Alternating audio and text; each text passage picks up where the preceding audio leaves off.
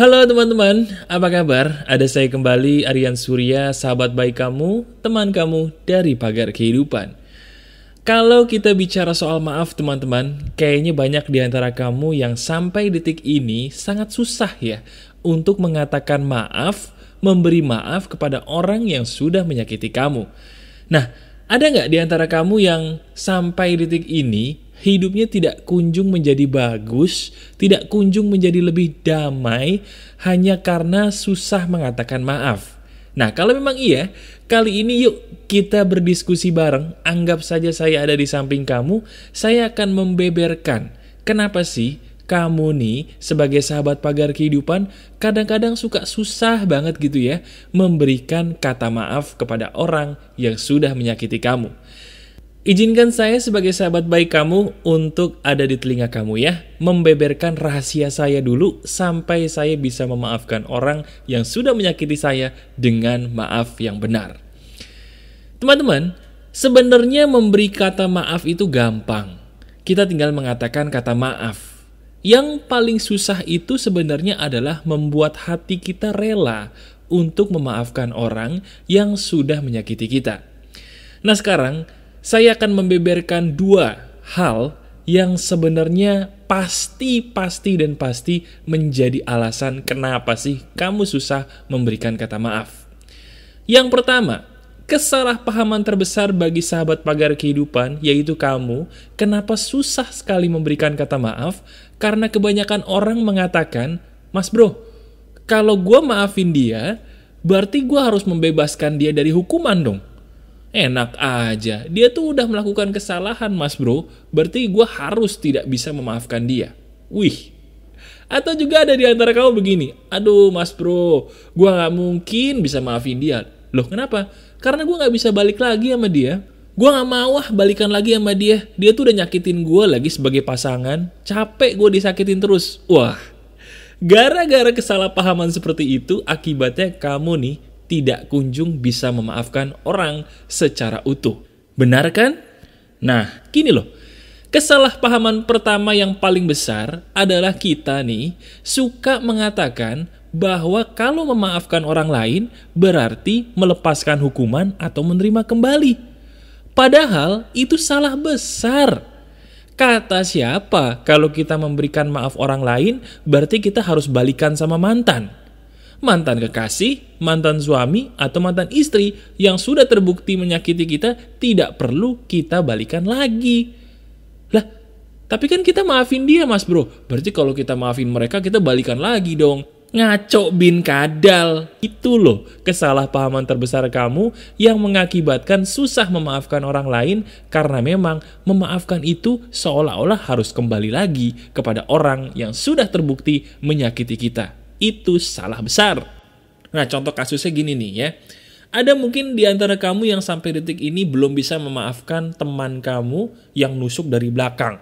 Entah mungkin dia pernah ngerebut pasangan kamu, entah mungkin dia pernah hutang piutang gak dibayar-bayar gitu ya. Atau mungkin yang paling sering terjadi, ditipu soal uang. Aduh, sakit tuh ya.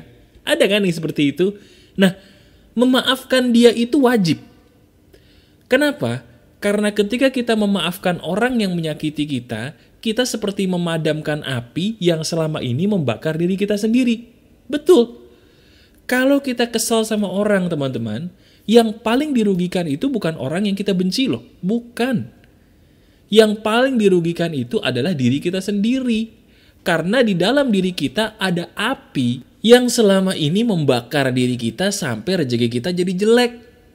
Percaya atau enggak ya? Orang yang rezekinya jelek itu, percaya atau enggak, di dalam hatinya pasti ada penyakit. Nah, penyakit yang paling menghambat rezeki kamu nih, adalah ketika belum bisa memaafkan orang lain. Titik. Nah, sekarang bayangin deh. Bayangin orang yang selama ini menyakiti kamu, yang belum bisa kamu maafkan. Bayangin mukanya. Saya ingin kamu maafkan dia, bukan berarti menerima dia kembali. Coba kamu ikuti perkataan saya ya. Ikuti perkataan saya begini. Memaafkan dia bukan berarti menerima kembali. Katakan. Memaafkan dia bukan berarti menerima kembali. Memaafkan dia berarti merelakan diri saya untuk menjadi lebih baik dengan hidup yang baru. Katakan begitu. Jadi itu teman-teman, hal pertama yang pasti membuat diri kita, termasuk kamu, susah memaafkan orang adalah karena mindset, pola pikir yang salah, bahwa kalau gue maafin dia, berarti nanti gue balikan sama dia. No, memaafkan itu wajib, tapi balikan itu tidak wajib. Titik. Yang wajib adalah memberikan maaf kepada dia secara ikhlas. Nah, itu penyebab pertama. Penyebab kedua, kenapa diri kita susah memberikan kata maaf adalah begini. Mas bro, emang sih kita tuh kalau hidup harus ikhlas mas bro. Bener. Tapi ikhlas tuh secara teori gampang diomongin. Prakteknya itu susah mas bro. Gimana caranya gue bisa ikhlas memaafkan orang yang memang dia sudah menyakiti kita? Gak gampang. Gitu kan? Itu bukan yang ada di pikiran kamu ketika saya mengajak kamu untuk memaafkan orang lain.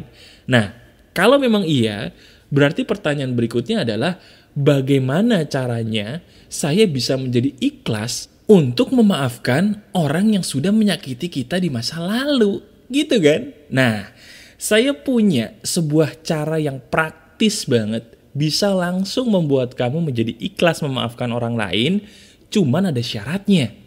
Bener, ada syaratnya nih teman-teman. Syaratnya wajib kamu patuhi. Nah, syaratnya gini.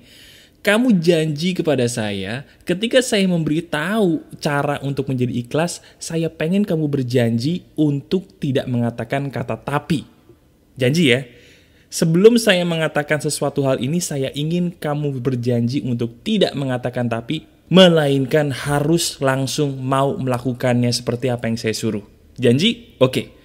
Cara untuk menjadi ikhlas adalah gampang, yaitu dengan cara mendoakan orang yang telah menyakiti kita dengan doa yang terbaik. Nah, ayo, siapa di antara kamu nih yang mau ngomong kata tapi nih? Kan udah janji, jangan ngomong tapi dong ya. Emang sih susah ya kan. Mungkin ada nih jeritan di dalam hati kamu yang mengatakan, aduh mas bro tapi gue gak mungkin bisa doain dia mas bro. Kan dia udah nyakitin gue, gimana sih? Kok malah disuruh doain? Ya sih mas bro, emang kalau berdoa tuh bisa bikin hati jadi enak. Tapi dia tuh dulu udah kejam banget sama gue. Aduh kayaknya susah deh. Nah sekarang gini, tanpa banyak kata tapi, ayo, saya akan langsung menuntun kamu teman-teman bagaimana caranya untuk mendoakan orang yang udah menyakiti kamu dengan sangat-sangat sadis di masa lalu sampai nih hati kamu teriris-iris. Oke? Caranya begini.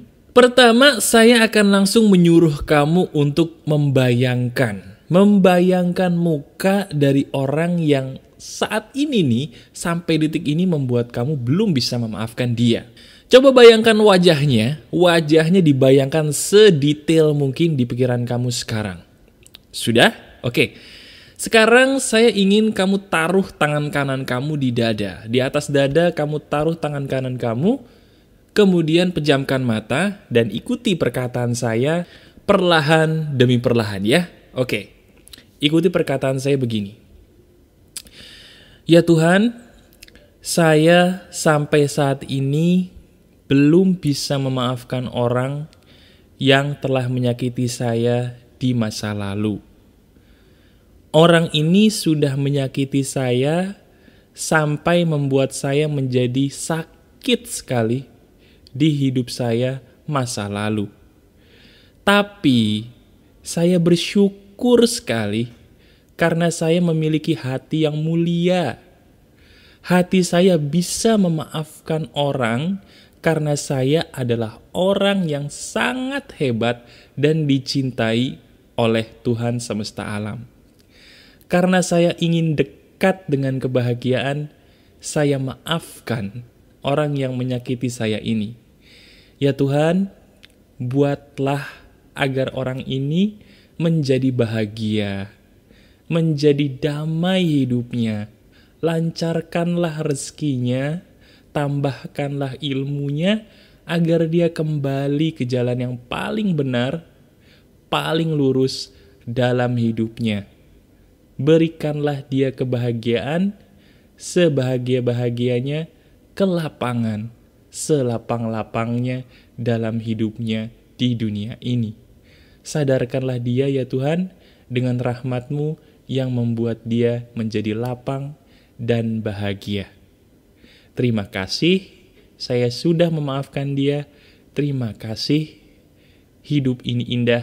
Terima kasih, saya sudah bahagia. Terima kasih, dan terima kasih. Sudah, sekarang kamu buka mata. Gimana? Lebih lapang kan rasanya? Dada tuh rasanya enteng gitu ya, dibandingin sebelum kamu mengikuti saya tadi.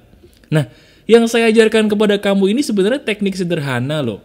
Intinya kan, kamu berdoa kepada Tuhan semesta alam, supaya orang yang menyakiti kamu ini bahagia dan mendapatkan petunjuk. Ya, sekarang kamu kan udah merasakan sendiri nih, bagaimana lapangnya hati setelah kita bisa mendoakan dengan tulus ya, orang yang menyakiti kita tadi. Nah bayangkan deh, bayangkan kalau diri kamu melakukan ini setiap hari, setiap saat ketika kamu beribadah. Mungkin bagi kamu yang muslim ketika selesai sholat, doakanlah dia. Ya, selama ini mungkin mendoakan diri kita, orang tua, keluarga. Nah, sekarang ditambahin satu orang lagi, yaitu orang yang kamu benci tadi dengan doa yang terindah seperti yang saya contohkan tadi. Ya, intinya keikhlasan itu bisa terjadi ketika diri kita mau memberikan cinta kepada orang yang kita benci. Ingat, ketika kita memberikan cinta kepada orang yang kita benci, kita seperti memadamkan api yang ada di dalam hati kita sendiri. Dan teman-teman, jangan heran ya, ketika kita bisa memaafkan orang lain dengan tulus menggunakan metode saya tadi, jangan heran rezeki kamu bagus. Karena sekali lagi, maaf itu membuka rezeki. Maaf itu melapangkan rezeki. Itu janji saya buat kamu ya. Silakan lakukan ini teman-teman. Kalau memang kamu ingin menjadi orang yang lebih baik, patuhi apa yang saya katakan tadi. Dan tidak ada lagi nih mulai detik ini alasan untuk diri kamu susah memberikan kata maaf kepada orang yang sudah menyakiti kamu ya. Silakan sebarkan video ini kepada teman-teman kamu supaya mereka pun terinspirasi sambil kamu klik jempol ke atasnya bagi saya kalau memang video ini berguna buat kamu. Masih ada saya Aryan Surya, sahabat baik kamu dari Pagar Kehidupan. Tetap keep spirit, keep sharing, and keep loving. Bye-bye.